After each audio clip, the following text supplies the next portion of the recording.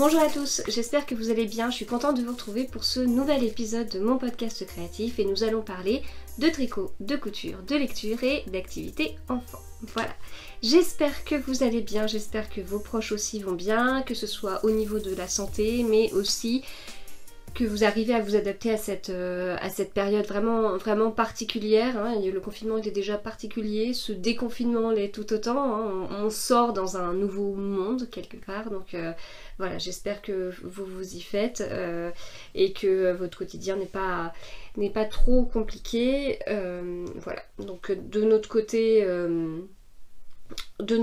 bah moi j'essaye de continuer à bien respirer, ce n'est pas toujours évident, hein. Il y a eu des signes positifs, mais c'est pas encore parfait. Et puis voilà, avec mon mari on continue à télétravailler, moi encore pendant 10 jours, après je commencerai à aller un petit peu sur place.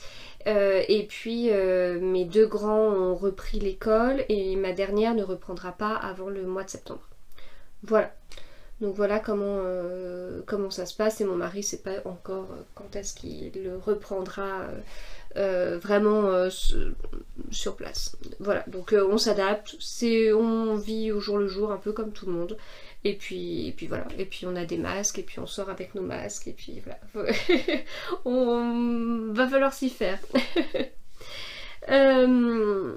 Bon, donc si on parle un petit peu de ce qui nous intéresse, donc au niveau tricot, je vais vous montrer un projet fini et c'est le poinsettia de Marie-Christine Lévesque que j'ai tricoté en Yak Deka d'Heidi.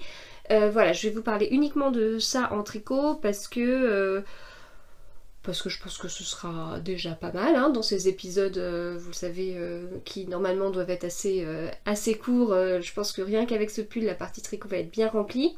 Dans la partie couture, je vais vous parler d'un projet enfant que je vous avais pas encore présenté. C'est un patron d'Ikati et je l'ai fait avec deux tissus différents. Et voilà, ça va être assez intéressant parce que c'est vraiment deux tissus totalement différents. Enfin, il y en a un en jersey, l'autre en chaîne et trame. Enfin voilà, donc c'est assez rigolo. Et dans la partie lecture, on va parler de ce livre de Liane Moriarty.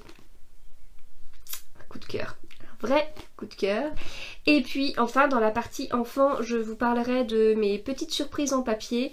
Alors je l'ai pas pris là, c'est dommage, mais je vous en parlerai un petit peu plus. C'est pareil, c'est un coup de cœur au niveau de cette activité de chez Ozu, vraiment assez complète et pratique pour les parents parce que tout est présent en un objet en fait, voilà, donc il y a des explications, il y a le papier fourni, donc voilà, un coup de cœur pour ça. Bon, bah du coup c'est parti. Alors, ce que je porte, si vous avez regardé le dernier épisode de podcast, vous devez le savoir, c'est une impatiente de MLM Patron et c'est ma 13e impatiente que j'ai hackée, voilà. Donc du coup 13e impatiente parce qu'en fait il y a 4 ans et une semaine je finissais ma toute première impatiente et du coup je me suis amusée en story sur Instagram parce que j'aime bien chaque jour en fait retrouver les publications du même jour il y a 1, 2, 3, 4 ans, pas au-delà parce que j'étais pas avant sur Instagram et du coup quand j'ai vu ça je me suis amusée à retrouver toutes les impatientes que j'avais faites depuis ce moment là, ce qui m'a permis de les compter et au final je suis à 15, donc celle-là c'est la 13e et les 14e et 15e sont celles aussi que je vous avais montré dans le dernier épisode de podcast qui était aussi modifié. Voilà, donc j'ai eu pas mal de réactions me disant waouh c'est énorme, tu l'as fait beaucoup de fois et tout ça, et en fait moi je m'attendais à l'avoir fait plus de fois que ça et limite je me suis dit bah ça va, ce nombre reste assez raisonnable, je vais pouvoir en faire d'autres. Donc là, l'impatiente, c'était la première version donc ce que je vous avais expliqué, hein, que j'avais modifié. Donc je vous avais expliqué les modifications hein, qui consistaient à ajouter ce petit volant. C'est la première que j'ai faite modifiée et donc c'est celle que j'ai loupée. Et en fait je l'adore malgré tout. En fait je l'adore parce que j'aime beaucoup ce tissu. Donc ce tissu c'est une viscose, les fameuses viscoses lurex là qui étaient tant à la mode l'année dernière. J'ai pas refait les magasins cette année donc je peux pas vous dire si c'est encore à la mode cette année, mais en tout cas on en voyait beaucoup l'année dernière, que ce soit dans les magasins de vêtements ou dans les tissus. Ce que je vous disais aussi c'était que l'impatiente elle à manches courtes avait des manches courtes longues. Donc voilà, ça illustre ce que je disais. Donc c'est dans le sens où on n'est pas sur vraiment une manche courte, on est sur, je sais pas, comment on appelait ça, une manche un quart. Ça fait un quart de bras, ça fait la moitié de la moitié du bras. Donc moi j'aime bien cette longueur en fait. Voilà. Et donc mon erreur, donc c'était à ce niveau-là. Parce que j'avais donc, au lieu de prendre le volant avec l'arrondi de l'emmanchure, j'avais pris un volant avec des bords droits. Et quand je suis arrivée à l'emmanchure, je me suis dit mais j'en fais quoi de mon volant? Il faut quand même que je le coince parce que je voulais pas un volant avec un bord qui se voyait ici. Donc je l'ai coincé et je sais pas où est-ce que vous verrez le mieux, mais je l'ai coincé et du coup ça tire un petit peu. Ça tire un petit peu à ce niveau-là, puisque normalement le volant aurait dû... En fait, en réalité, mon volant, quand je l'ai coupé, il s'est arrêté là. Et moi, j'ai été tirée pour récupérer un petit peu de tissu pour pouvoir le coudre à ce niveau-là. Voilà, donc c'est un peu étiré en fait. Voilà. Donc concrètement, il y a peut-être un petit pli là. Oui, voilà, quand je baisse les bras, en fait, il y a un petit pli là. Voilà. Le tissu est pas mal bariolé. Je l'aime bien quand même. Je l'aime bien quand même. Justement, comme je vous disais, ce tissu, il est vraiment très fluide, il est très fin, il est très agréable et puis voilà, ça passe. Voilà, du coup, on passe à la partie tricot. Donc, le poinsettia, je vous l'avais montré à plusieurs reprises quand il était encore en cours. Bon, j'ai un petit fil qui dépasse là, je ferai quelque chose, mais vous risquez de le voir quand même. Donc c'est un pull avec un col un peu montant. Voilà, alors on m'a demandé justement ce col montant, j'ai eu plusieurs commentaires sur Instagram. Le pull est sympa mais je suis pas col montant. Ok, c'est pas grave. Et en plus on peut faire le même en faisant un col plus court. Puisqu'il suffit de... En fait le pull, pour faire le col, on relève les mailles après coup. Et donc si on relève les mailles et qu'on tricote 1 cm ou qu'on en tricote je sais plus combien, ça revient au même quoi. Donc il n'y a pas de souci, on peut totalement faire un col plus court que ce qui est prévu. Toutes les côtes du pull, je les ai transformées en côte torse. Enfin, transformation pas bien compliquée, hein. Mais voilà, parce que je préfère les côtes torse aux côtes 1-1. Donc c'est un pull qu'on commence par le haut. Les épaules sont un peu tombantes, donc en fait on a... La couleur ça va pas du tout là. On a un peu un carré, en fait. C'est un peu un carré où on a les épaules comme ça. On a, pour les emmanchures, on n'a pas de... On n'a pas un trop gros arrondi. On a le col quand même qui est un peu arrondi sur le devant par rapport au dos. Voilà, donc c'est plutôt un pull comme ça. Il est droit, il n'est pas cintré. Au niveau des côtes, elles sont un petit peu longues sur le bas. Pour les manches, donc les manches elles sont assez rapides à faire puisqu'en fait l'emmanchure est pas ici quoi, elle est un peu plus basse. Et puis on les tricote tout droit.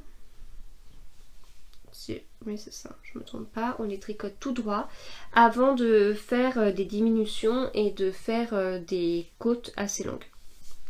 Donc en fait les manches ça va vite.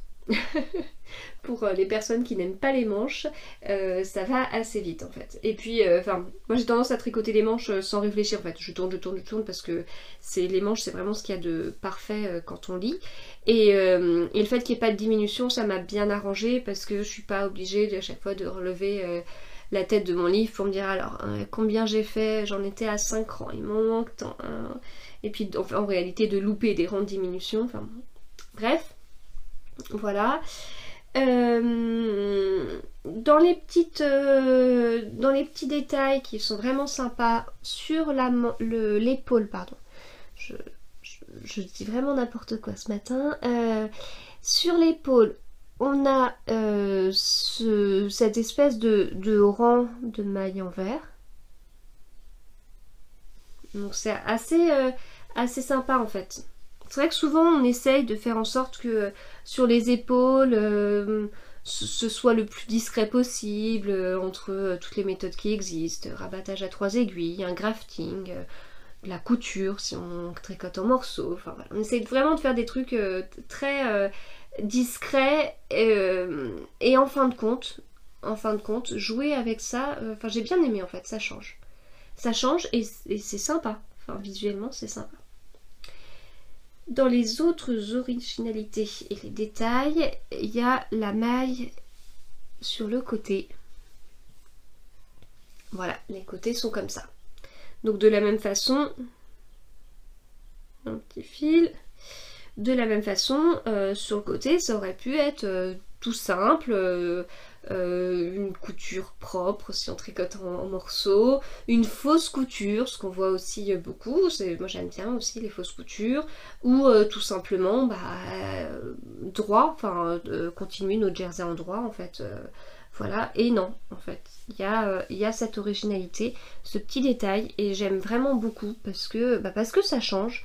Et j'aime bien ce truc d'aller mettre des petits détails sur des endroits où on n'est pas forcément habitué en fait. Enfin, on est très formaté, je pense, malgré tout, sur certaines choses. Et voilà, enfin là, je suis pas habituée à cette espèce de maille glissée là.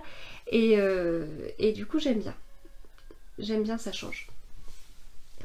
Au niveau de la dentelle, donc vous avez été pas mal à me dire il est super mais je serais pas capable de faire ça. Si non mais il est pas compliqué, vraiment il est pas compliqué. La dentelle elle est pas compliquée. J'ai pu la tricoter en lisant, vraiment c'est pas c'est faisable.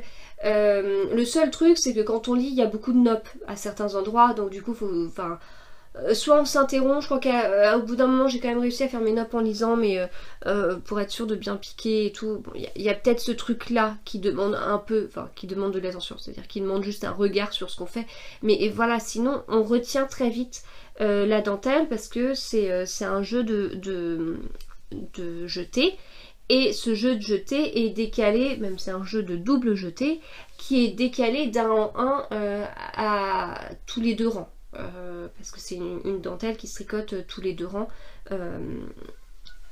Voilà, donc si on tricotait en aller-retour, du coup, ce qui était d'ailleurs le cas au début, et ben du coup les rangs en vert sont sans dentelle. Voilà, donc vraiment très simple. On est sur une répétition du motif sur 12 rangs si je me trompe pas. Sur les 12 rangs, on en a donc 6 en vert quelque part qui sont tranquilles, sans jeter, sans dentelle. On en a 6 du coup avec de la dentelle. Sur ces 6 avec de la dentelle, il y en a 3 où les nops reviennent très souvent, et 2 où les nops reviennent très peu souvent, et 1 où il n'y a pas de nops. Voilà, donc, vous voyez. Donc c'est vraiment très, très sympa. Très sympa à faire, et puis le rendu il est sympa. Ça fait partie de dentelle qu'on voit, ce style de dentelle on le voit beaucoup dans pas mal de design, voilà, on le voit de partout, mais pas tout le temps de la même façon. Et là c'est vrai que le jeu de cette dentelle comme ça, inversée de l'autre côté, et en fait quand on l'inverse, ça forme un sapin au milieu, c'est rigolo, un sapin encore plus, comment dire, accentué par les nops quoi, enfin c'est très rigolo en fait, donc ça donne presque un autre sens à cette dentelle qu'on voit beaucoup, mais peut-être que d'un côté, enfin, voilà, je l'ai vu sur des chaussettes aussi, cette dentelle, voilà, donc vraiment très enfin pas de difficulté particulière, les explications sont vraiment bien, enfin les designs de Marie-Christine Lévesque, ils sont vraiment, vraiment très chouettes. J'aime beaucoup toute sa recherche en fait de modèles très, très féminins en fait, de petites touches, de petits détails et tout ça. Et puis en plus elle a aussi un travail sur la construction. Et ça c'est chouette aussi, il y a quand même pas mal de choses à faire sur ça. Et c'est sympa, enfin voilà, c'est sympa. Là elle a fait un autre appel au test pour un modèle qui est aussi qui change aussi beaucoup et c'est chouette. Au niveau de la laine, donc j'ai tricoté en Yak DK, donc c'est un pull qui se tricote en DK. DK, ça veut dire que c'est comme un double fil en fingering. Donc on est sur du 200 mètres pour 100 grammes ou 225 mètres pour 100 grammes. On voit beaucoup. Donc là j'ai tricoté en Yak DK d'AD. J'ai toujours mes petits fils. C'est le coloris Auteuil. C'est une couleur que j'ai découverte quand j'ai fait le test du Lady Agatha, quand j'ai lancé le test, parce que certaines testeuses ont tricoté leur Lady Agatha en coloris Auteuil, et notamment Alice Gerfaux a fait des superbes photos. Donc si vous la connaissez pas, elle a un compte Instagram très inspirant, parce que elle tricote, elle fait de la couture, mais elle a aussi tout cet univers do it yourself au sens beaucoup plus large, et c'est très chouette. Et elle avait fait des très jolies photos de son gilet, et la couleur rendait, en plus elle avait fait une association très sympa, une tenue vraiment chouette, et la couleur elle ressortait trop bien, j'ai beaucoup aimé. Donc voilà. Donc je remercie vraiment Stéphanie et Claude Alain pour cette superbe couleur sur le yak, sur la base Yak DK aussi. Et ça rend trop bien quoi. Voilà, on est sur un vert. Alors moi je crois que plus le temps passe et plus j'aime les verts en fait. Les verts au sens assez large, alors qu'avant j'étais vraiment sur un type de vert particulier, mais là voilà. Là j'aime beaucoup ces verts là, j'aime beaucoup ce vert là aussi. Et alors je sais pas si vous allez voir les nuances, ça se voit certainement mieux sur du jersey comme ça. Ouais, c'est difficile de vous montrer. Je pense être un peu ridicule à vous montrer la manche dans tous les sens. Je sais pas comment vous montrer à quel point la couleur elle est superbe, et puis avec ce côté yak je suis fan de yak. Enfin, je suis fan de yak parce que j'aime le rendu des couleurs sur cette base. Voilà. Voilà. Donc très chouette pull, vraiment très chouette pull. Il est censé être un peu plus large que ce qu'il est sur moi. Alors, déjà il est censé être un petit peu plus large. Je m'attendais à ce qu'il le soit davantage, mais je pense que là ça vient de moi. Je rentrerai pas dans les détails, mais voilà. Je m'attendais à ce qu'il s'allonge davantage. Et en fait, c'est pas la première fois que je me rends compte. Je pense que ces derniers temps, je m'attends. C'est arrivé plusieurs fois. Sur les derniers tricots que j'ai faits, à chaque fois quand je tricote, j'anticipe le blocage. C'est-à-dire que j'anticipe que ma laine, elle va prendre un peu ses aises, donc les manches vont s'allonger, le corps va s'allonger, et du coup comme j'anticipe ça, ma manche en fait en réalité je la tricote jusque là, toujours pour avoir ça. J'exagère un petit peu, mais bon, après ça dépend aussi de la façon dont vous mettez. J'ai tendance peut-être à tirer un petit peu sur mes manches quand je fais le blocage, c'est pour ça que ça prend autant, et j'ai pas toujours le truc en fait de vraiment bloquer aux mesures que je souhaite avoir. Je l'ai fait, je vois mon Lady Brioche qui est juste derrière, que j'ai débloqué il y a pas longtemps. Je l'ai bloqué comme je souhaitais. J'ai pris un mètre, je voulais tant de centimètres en bas, je voulais tant de centimètres là, je l'ai bloqué comme je voulais, j'ai mis mes épingles, mes peines de blocage, et voilà. Là je l'ai pas fait en fait, et du coup je le laisse vivre mais il vit pas comme j'ai envie, et du coup il s'allonge pas tant que ça. Mais je me demande si c'est pas parce que si c'est pas dû à ma façon de tricoter, parce que vous savez j'ai tendance à tricoter un petit peu plus lâche que ce qu'il faudrait. Je me suis beaucoup améliorée, parce qu'avant il n'y a pas si longtemps que ça je tricotais vraiment très très lâche, mais là ça va un petit peu mieux. Mais quand je tricote sur des aiguilles plus grosses que de la fingering, là par contre j'ai vraiment un décalage, j'ai tendance à devoir descendre presque d'un numéro d'aiguille. Je crois que là j'ai tricoté en 4 au lieu de 4,5, donc je suis pas si éloignée que ça, mais voilà. Et donc du coup, quand je tricote en 4 au lieu de 4,5, ça veut dire que je passe à ce numéro d'aiguille là, parce que ça me permet d'avoir un échantillon qui a le bon nombre de mailles, etc. etc. Sauf que j'ai le bon nombre de mailles, mais j'ai jamais le bon nombre de rangs. Quand je diminue autant, je me retrouve à devoir tricoter plus de rangs que ce qu'il faudrait pour avoir la taille de 10 cm. Voilà. Et du coup, je me demande si j'obtiens pas... c'est mes réflexions. Je me demande si j'obtiens pas un échantillon plus serré.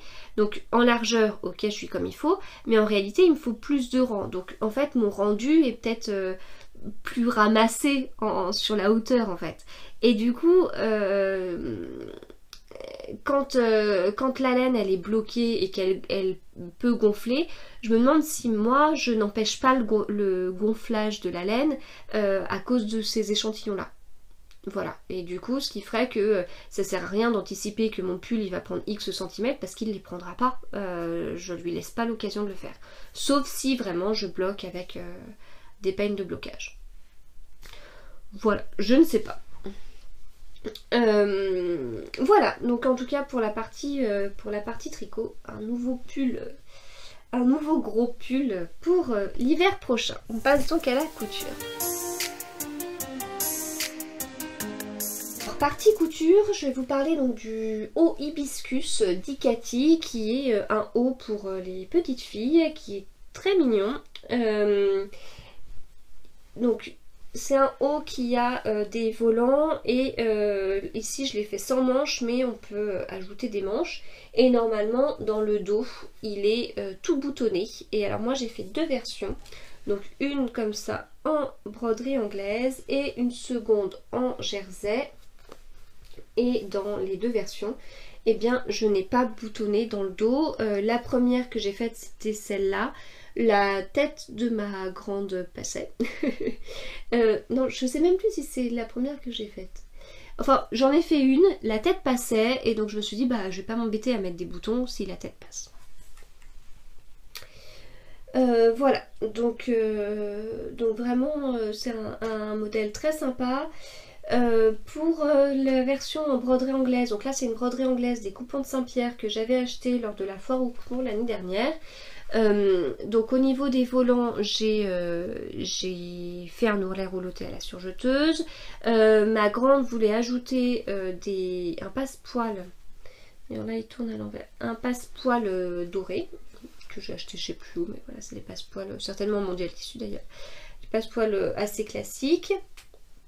Voilà, j'ai fini par un petit tourlet. Pour le col, bah, j'ai fait du coup une finition biais. Donc entre la fin de la petite blouse et le moment où j'ai mis le col, il s'est écoulé je sais pas combien de semaines.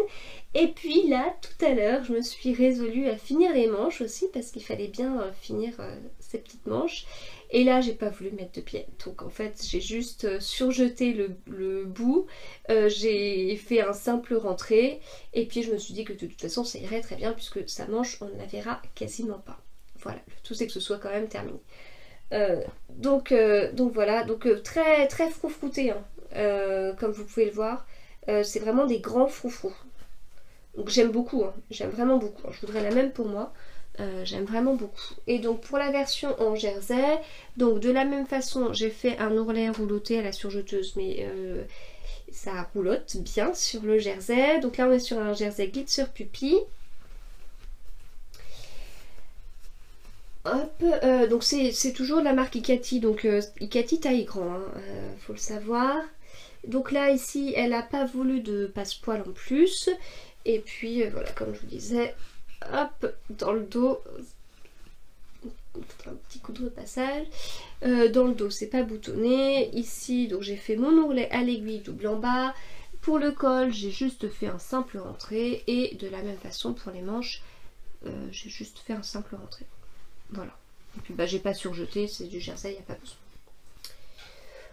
Voilà, du coup pour ces deux modèles vraiment très enfin ce modèle fait en deux versions, mais c'est un modèle qui est très sympa. J'ai découvert très tardivement, mais vraiment très très chouette. Voilà, du coup on peut passer à la partie lecture.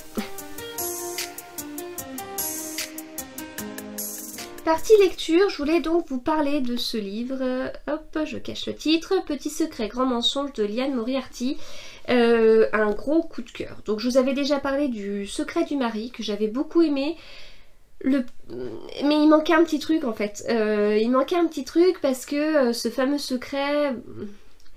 Bah, on le sait peut-être un peu trop tôt, mais en même temps, j'aurais pas pu tenir beaucoup plus de pages sans savoir ce que c'était. Il y avait trop de vraiment.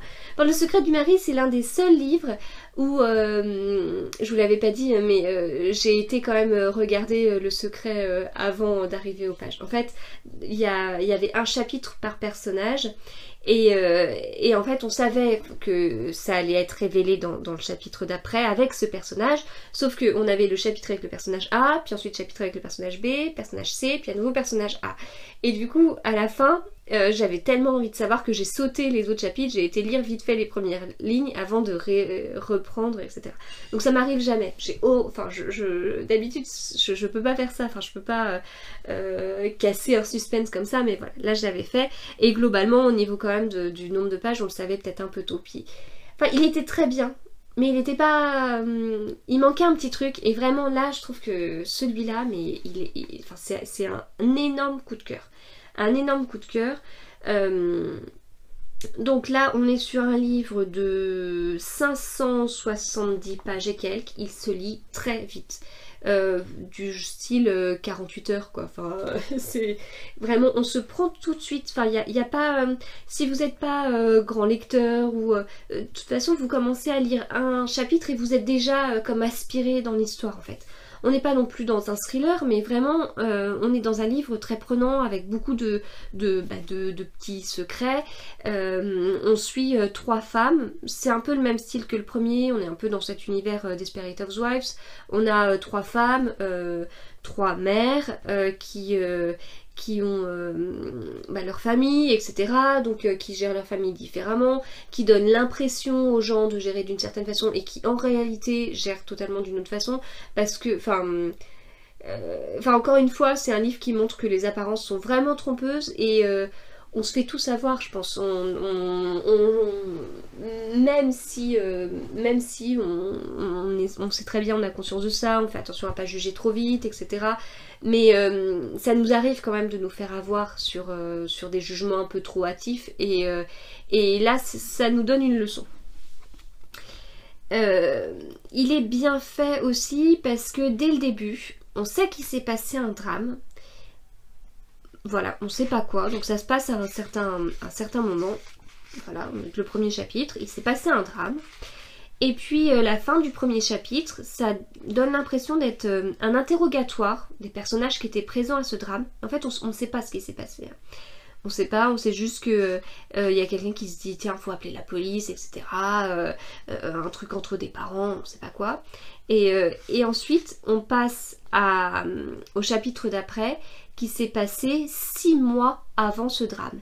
Et voilà, et du coup on va y aller petit à petit jusqu'à ce qu'à la fin du livre on soit au moment du drame. Chaque chapitre se finit toujours par ces interrogatoires. Donc en fait on a le premier chapitre qui se passe au moment du drame, à la fin on a des interrogatoires. Enfin ça donne l'impression d'interrogatoire en fait. Chaque personnage, chaque personne présente dit une petite phrase, et là on se dit oh, quoi. Et même à la fin du premier chapitre, il y a quand même un inspecteur qui parle et qui dit du coup le drame, déjà ce que c'est, enfin quel type de drame c'est. Là on se dit c'est pas possible. Et comme on a ces trucs d'interrogatoire, on a l'impression qu'on a l'info mais qu'on ne devrait pas l'avoir. On a l'impression qu'on est dans un secret et qu'on sait ce qui va se passer, mais sans savoir en réalité. C'est particulier. Et donc là, après, dans le deuxième chapitre, ça se passe 6 mois avant ce fameux drame. Et du coup, alors non, c'est pas systématique, mais dans quelques chapitres, on a le chapitre se termine à la fois par ces sortes d'interrogatoires, voilà, c'est le cas dans le chapitre 3, où en fait ça nous donne des petits indices, mais en fait ces indices-là ne sont là que pour nous tenir en haleine, en fait, nous dire mais qu'est-ce qui a pu se passer? Qu'est-ce qui a pu se passer? Voilà, donc vraiment très prenant. Enfin, là, ces derniers temps, au niveau coup de cœur, il y a vraiment le livre Octobre et celui-là, qui sont... c'est pas le même style, là, c'est très... enfin, je vous dis univers Desperate Housewives. Octobre, on est vraiment sur un thriller avec des trucs pas tendres, des trucs pas beaux, voilà, ça fait froid dans le dos. Là, non, enfin, s'il y a des trucs qui font froid dans le dos, mais on est sur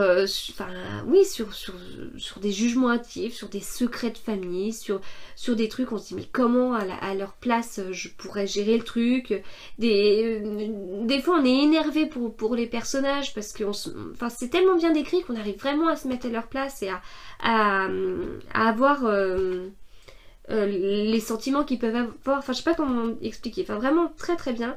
Il y a des rebondissements. Enfin, voilà. Un énorme coup de cœur. Donc, ce livre a inspiré la chaîne américaine HBO pour la mini-série Big Little Lies qu'on m'a aussi pas mal conseillé. Voilà. En tout cas, voilà, je peux que vous le conseiller. La lecture est très agréable. Voilà, vraiment très agréable. C'est ouais, très, très agréable. La description et tout des émotions, j'ai beaucoup, beaucoup aimé. Voilà. Du coup, on passe maintenant à la partie activité enfant.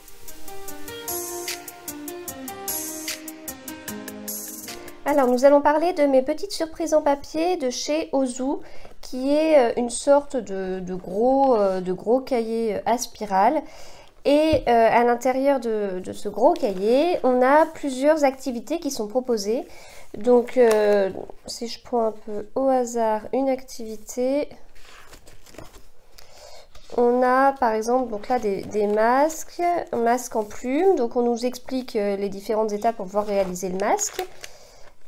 Hop. Et ce qui est génial, c'est qu'en fait, juste après les explications, on a le papier prédécoupé dans la matière nécessaire au petit bricolage. Donc comme là on est sur un masque, c'est un petit peu épais, mais on a aussi des papiers plus fins pour faire des petites enveloppes, etc.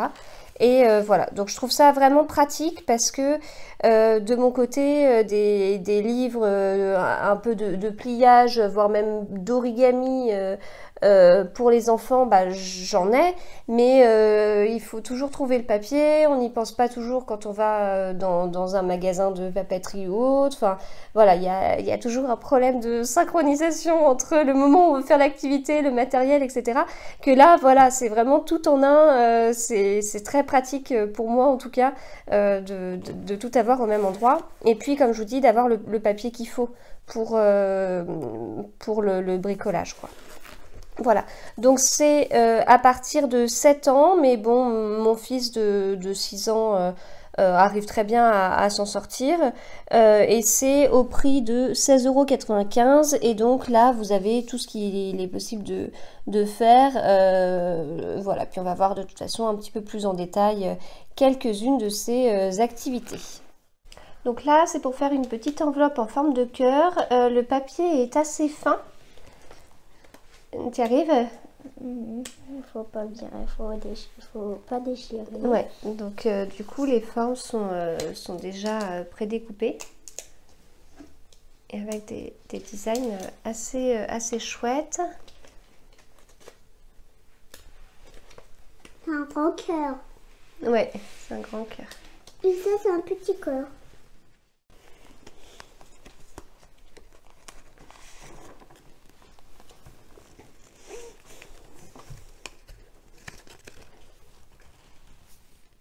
Alors là on a la montgolfière de mon fils qui vient de terminer. Donc on avait le papier ici, tout prédécoupé avec les petits trous aussi. Et puis ici on a le petit message suspendu au bout, et puis on peut ouvrir le petit nœud pour lire ce fameux message secret à l'intérieur. Et donc là, la petite enveloppe, la petite pochette où Lexi a écrit son prénom et qui s'ouvre, hop, ici. Donc là, on a eu besoin de plier et de coller. Cet épisode est terminé, j'espère qu'il vous a plu. N'hésitez pas à me dire ce que vous en avez pensé en commentaire. Je vous remercie en tout cas de votre fidélité, de continuer à me suivre malgré les changements de vidéos, de type de vidéos, de fréquences, etc. Merci, merci, merci. Je vous dis du coup à la semaine prochaine. Bon courage pour cette nouvelle semaine, pour ce nouveau quotidien, hein. Et puis on se retrouve mercredi prochain pour parler tricot, couture, lecture et activités enfants. Allez, salut!